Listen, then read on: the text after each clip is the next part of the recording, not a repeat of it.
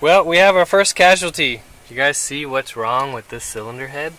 Oh, missing a push rod. I was able to fish it out. I have never seen a push rod break like this.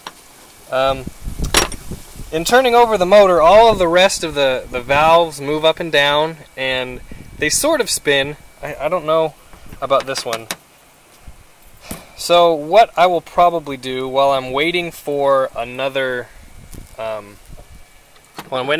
push rod in the mail, I will probably swap, I'm pretty sure they're the same length, one to the other, bolt the shaft all the way back down, and then make sure that valve moves and it's not stuck. Unlike most engines that I'm used to, this Mercury has a rod that holds all the rocker arms, and in order to, put a push rod in, you have to take the whole thing apart, which isn't that bad of a deal. But if you look at it, I've switched the good one that was on this rocker arm to this one. Since I'm not running the engine, it's okay, but what I want to see is if this will actually move, and the issue was, just maybe the push rod was bent or the valve was stuck, that kind of thing. So we'll turn it over and see what happens.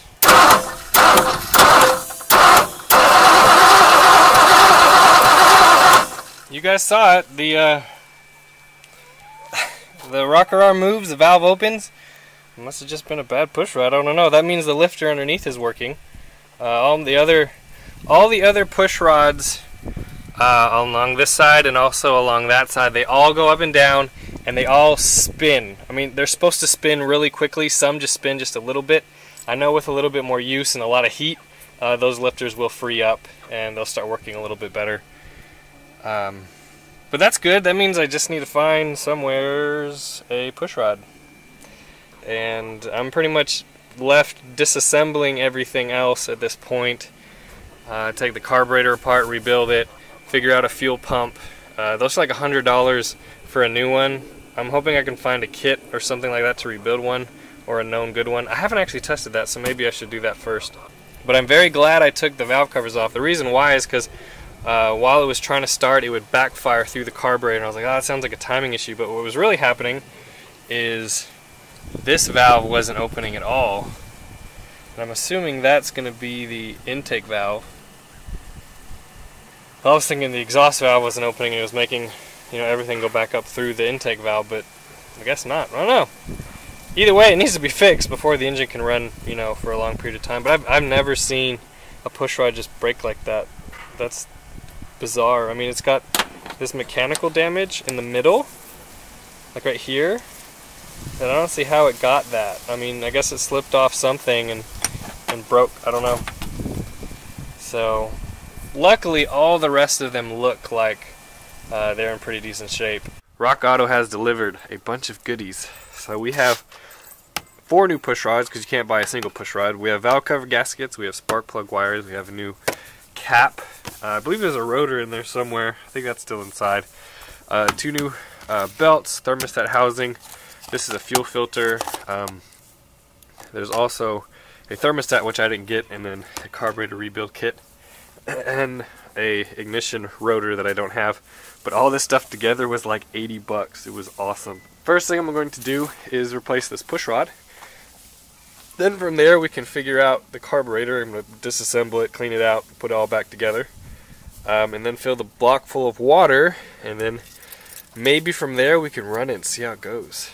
I'm still amazed at how original this car is. So got the carburetor off. You guys probably can't see down in there, but it's pretty clean. It's a lot cleaner than other stuff that I have seen. Check this out. If you look at this carburetor, obviously it hasn't been off in a long time, but Ford Motor Company logo on this gasket. Have they ever taken it off? Who knows? Doesn't look like it's had a service for a long time. But luckily these carburetors are super simple to take apart and super easy to fix. So I like it. I know it's original, the car. It has to be. These carburetors are kind of neat because technically you can run them without this top plate on it. It's held on by 4 bolts and then the stud for the air cleaner, as you can see here. But technically I could bolt this on the car like this without this gasket on it, and you could see the car run without it. So first inspection's got, you know, crap in it. I'm expecting this float bowl to be totally dry, which it is. Let's see. The needle kind of looks stuck in the seat, but that float level doesn't look right, but what do I know? Well, I guess if the needle's stuck, then there we go. That looks a little bit better.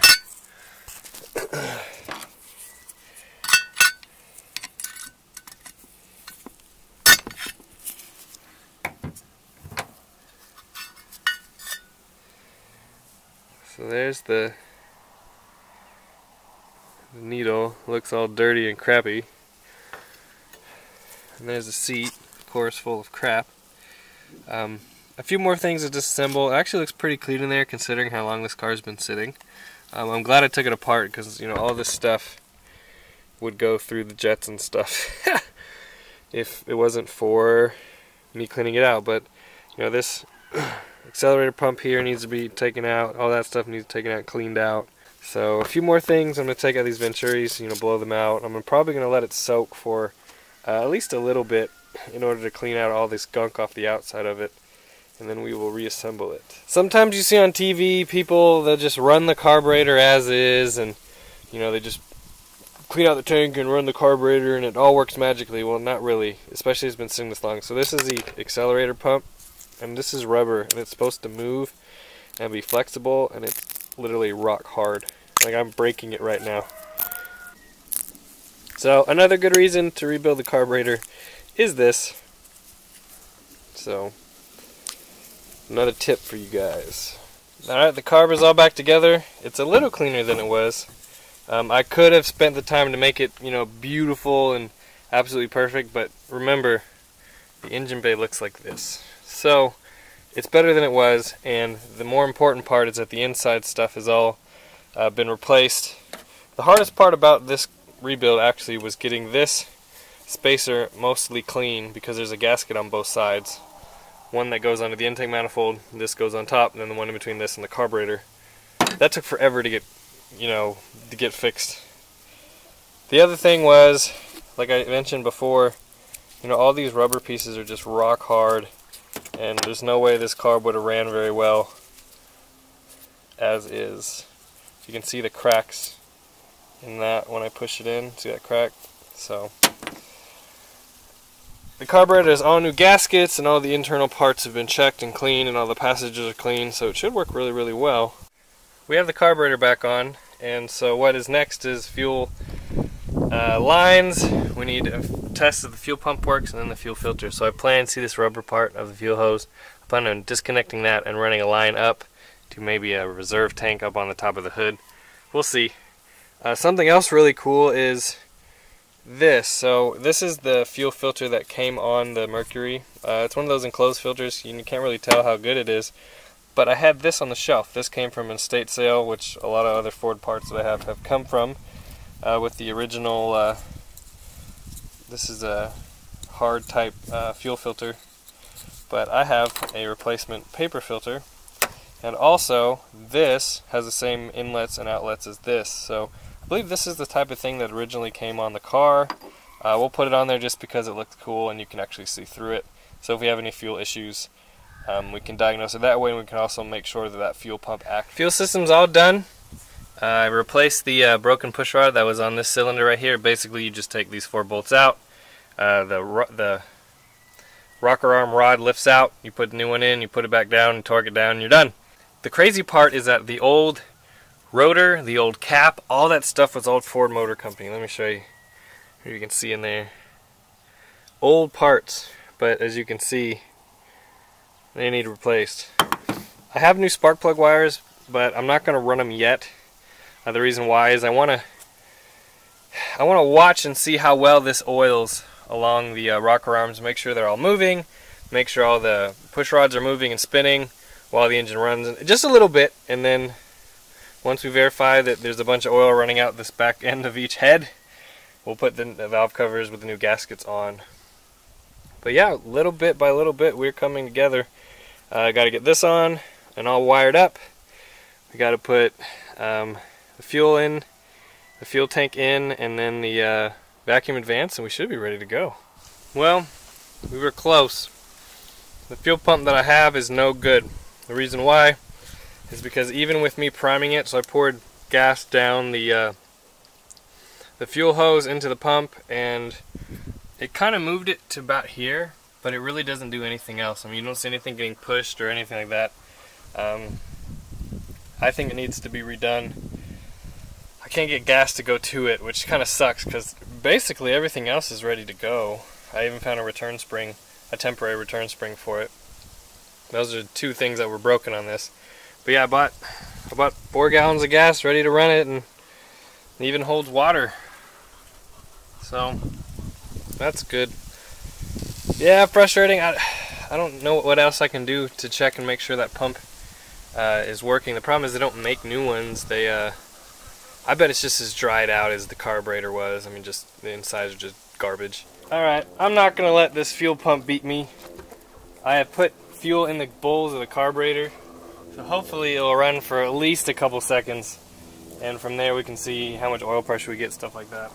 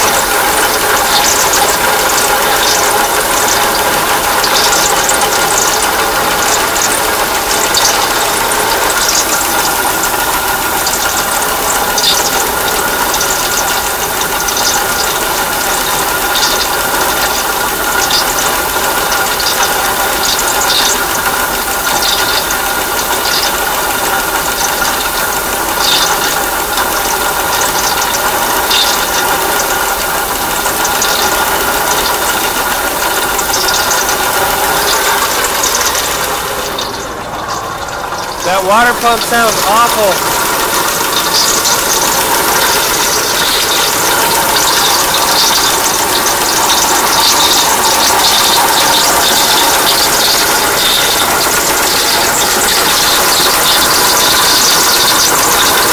Looks like they're all getting oil except for maybe that one. Yeah, that water pump is awful. Oh my goodness, awful.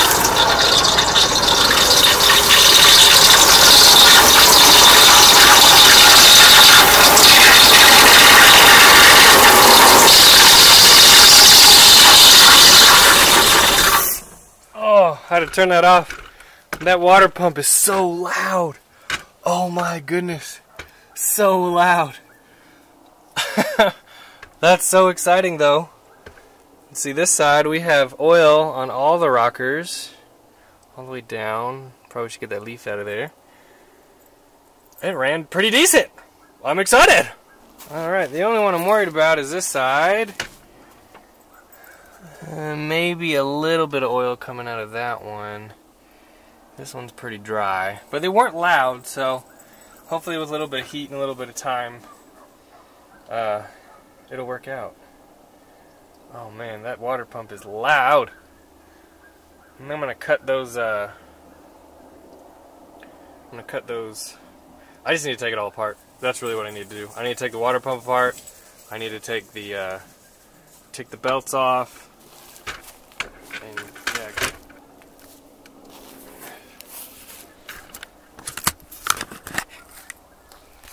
I need to get that water pump figured out because that just sounds absolutely horrible. I don't even know if they make water pumps for these motors. Is it worth it? I don't know. But I think I'm going to run it some more. Let's run it some more.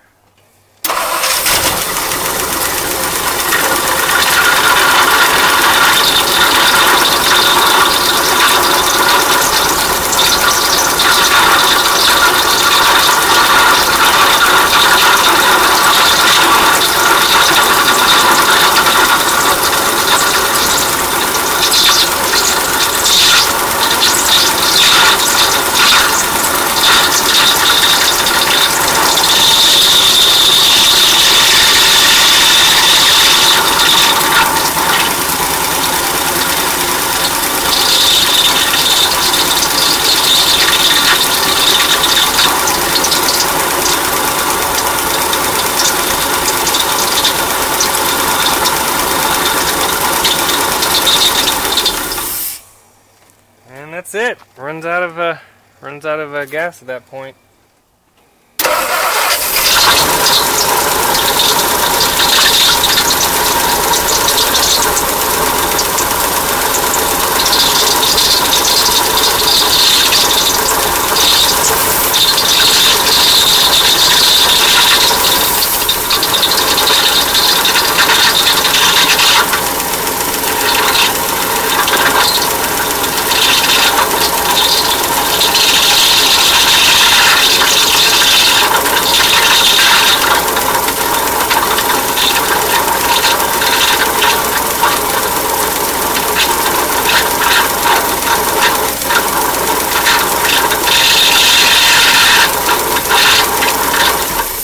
So that makes the end of today a good day. In order to get this car ready to actually test drive and run up to temperature, there's a couple things that need to happen. So I need to buy an upper hose, which I don't have yet.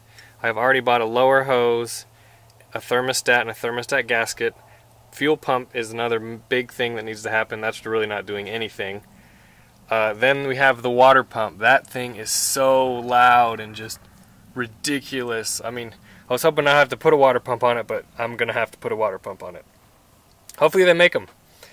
I need return springs for the carburetor. Right now nothing happens, so I need to figure that out. It idles really nice. We have oil coming through most of the rockers. This other two on the other side.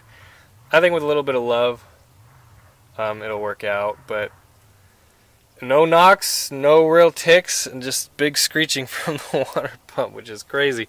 And you know what? It didn't really smoke much out the back. I didn't show that on camera, but it wasn't an amazing amount of smoke like there usually is for cars that are sitting this long. So, yeah, I'm stoked.